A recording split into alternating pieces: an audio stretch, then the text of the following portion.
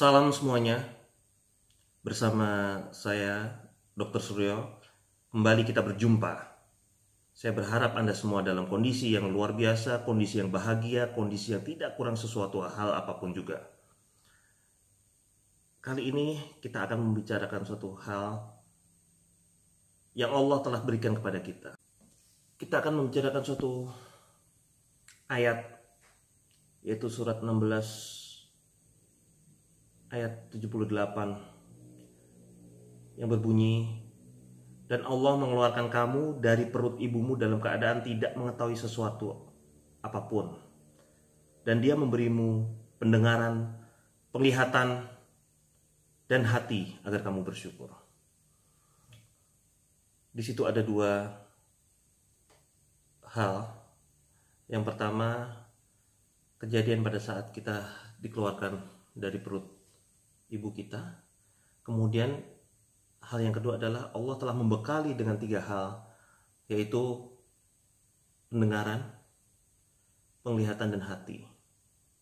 Ini yang akan kita bicarakan. Jika Anda melihat gelas ini berisi air, ya, dan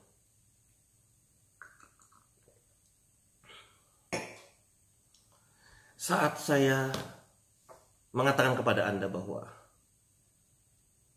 air ini rasanya segar, rasanya luar biasa, rasanya mendinginkan tubuh saya, rasanya menghilangkan dahaga saya, Anda cukup terima itu sebagai data bagi Anda. Ya, apa yang saya sampaikan kepada Anda baru sebatas data untuk Anda, dan jangan Anda langsung terima begitu saja.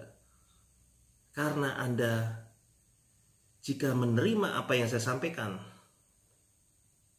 dan meyakini 100% apa yang saya sampaikan, maka Anda tidak mempergunakan hati Anda atau merasakan langsung. Anda hanya sebatas menggunakan penglihatan dan pendengaran. Penglihatan, ya, Anda melihat saya meminum ini. Pendengaran, ya, Anda mendengar bahwa saya menyampaikan ini rasanya seperti apa. Tapi Anda belum mempergunakan rasa Anda untuk langsung mencicipi ini.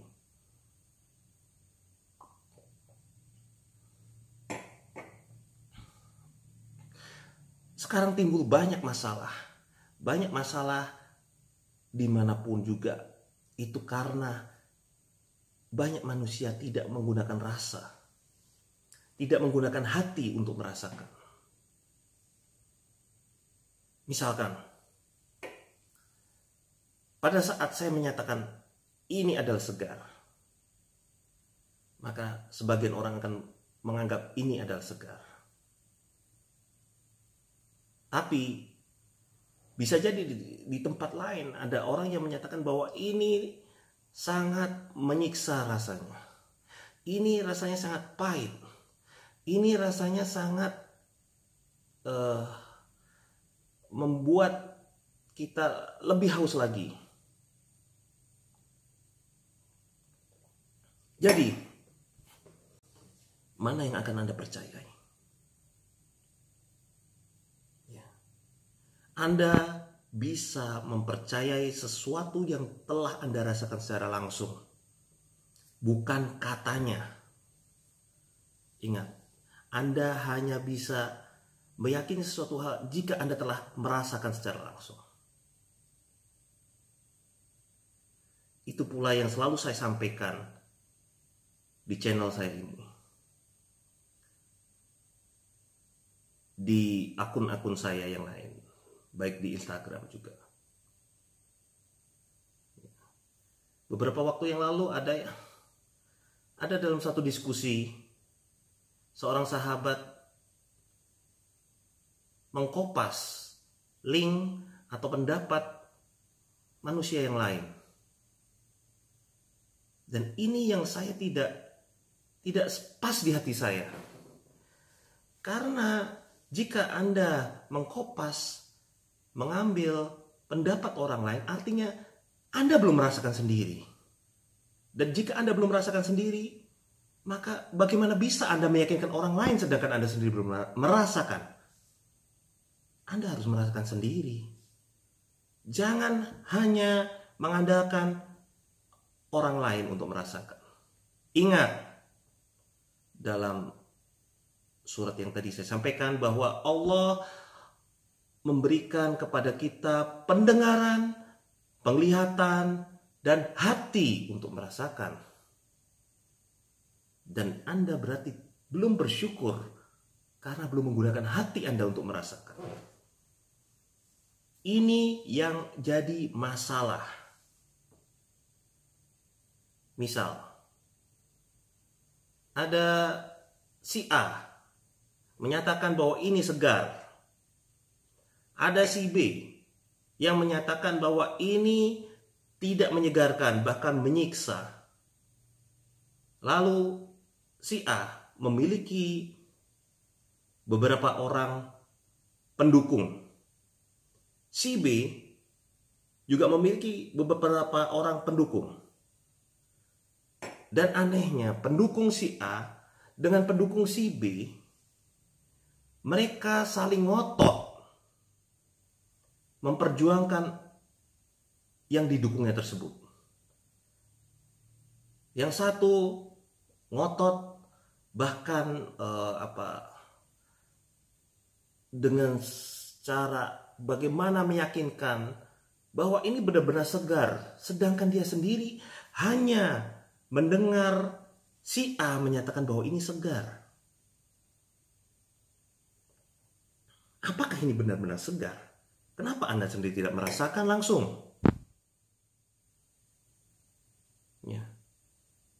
Dan itu yang jadi problem dan jadi masalah. Jika seseorang sudah merasakan sesuatu hal secara langsung, maka itu adalah sudah menjadi bukti. Sudah menjadi, istilahnya adalah bayinah. Sudah menjadi bayinah, menjadi bukti yang nyata. Problem akan terjadi jika orang yang belum mendapatkan bayinah, belum mendapatkan bukti, saling menyampaikan. Artinya dia menyampaikan bahwa ini segar padahal dia belum mencicipi.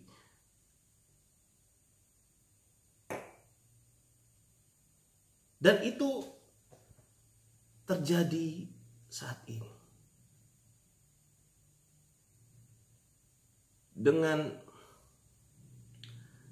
Dengan tidak merasakan secara langsung, otomatis kita mengabaikan bahwa Allah telah memberikan hati kepada kita. Kenapa kita tidak merasakan sendiri? Belum lagi kita mencicipi ini. Saya sampaikan, ini rasanya agak semu-semu masam dikit. Ada pahit-pahitnya sedikit, tapi juga ada manisnya. Apakah Anda percaya itu? Jangan percaya dulu. Tampung apa yang saya sampaikan ini sebagai data Anda. Tapi Anda baru bisa menyimpulkan, meyakini jika Anda merasakan langsung. Rasakan sendiri.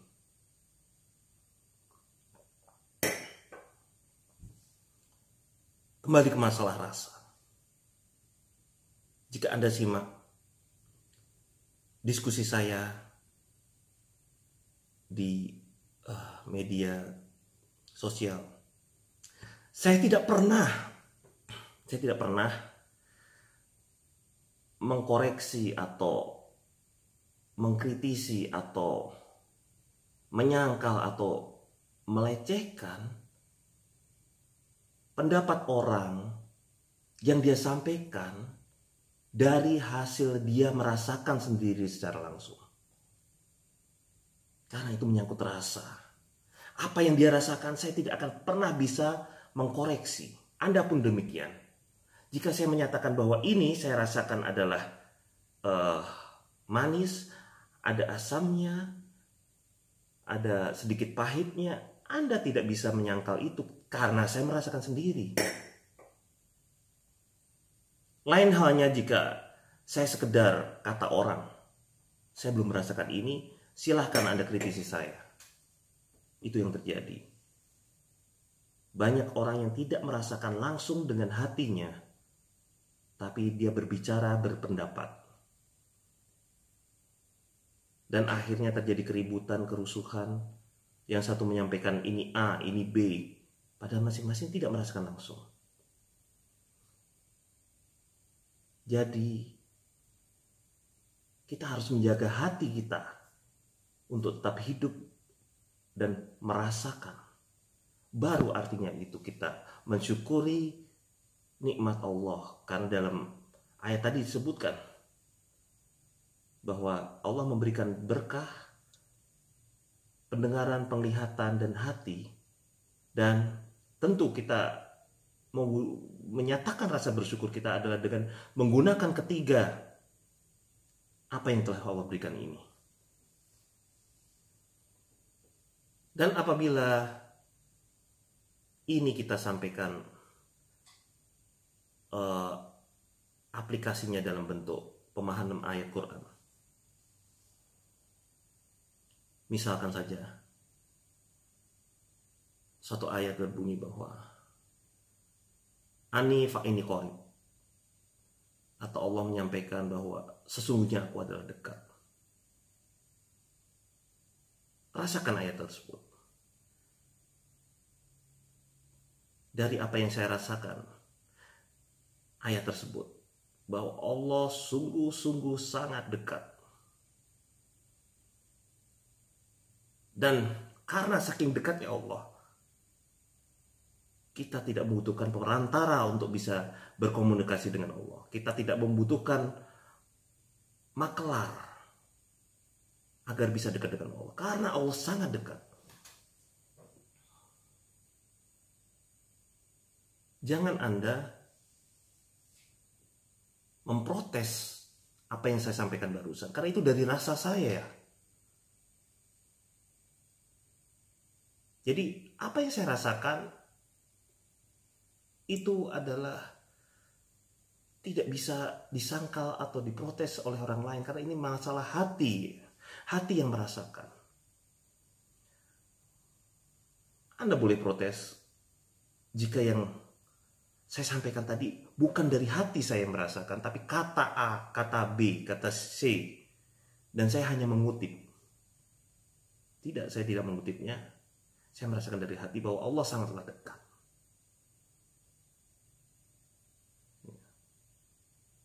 Misalkan itulah rasa. Contoh lain yang sebagai penggambaran adalah